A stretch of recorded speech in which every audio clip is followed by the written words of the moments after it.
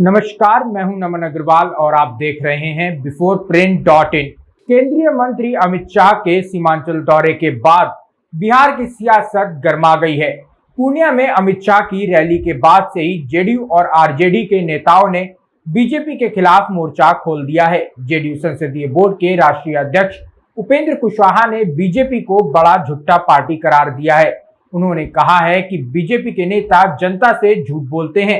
उपेंद्र कुशवाहा ने अमित शाह के साथ साथ बीजेपी के राष्ट्रीय अध्यक्ष जेपी नड्डा पर भी झूठ बोलने का आरोप लगाया है। उपेंद्र कुशवाहा ने कहा है कि शुक्रवार को बीजेपी के दो बड़े नेताओं ने अलग अलग राज्यों में जनता से झूठ बोलने का काम किया है। केंद्रीय गृह मंत्री अमित शाह ने पूर्णिया में लोगों से झूठ बोला, जबकि जेपी नड्डा ने तमिलनाडु के मदुरई में लोगों से झूठ बोलने का काम किया।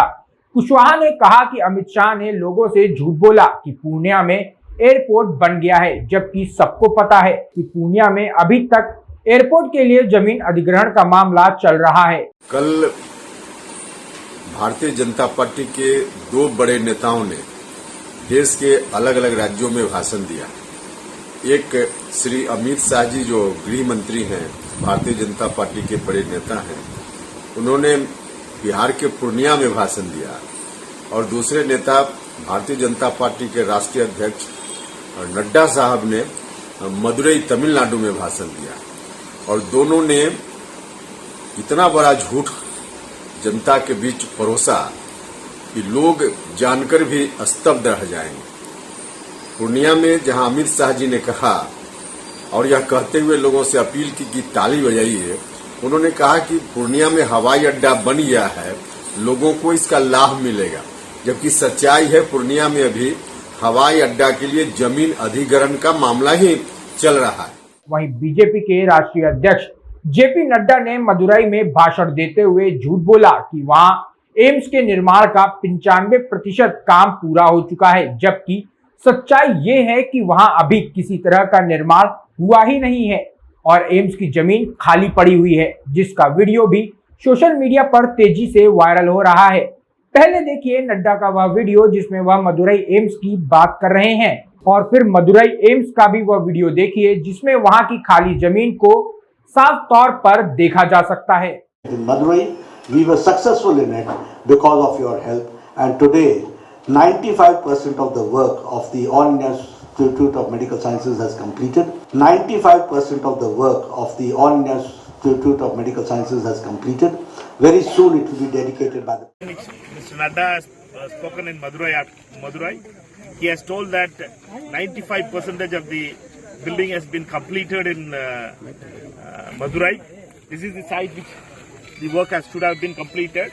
And it's very amazing that former health minister lies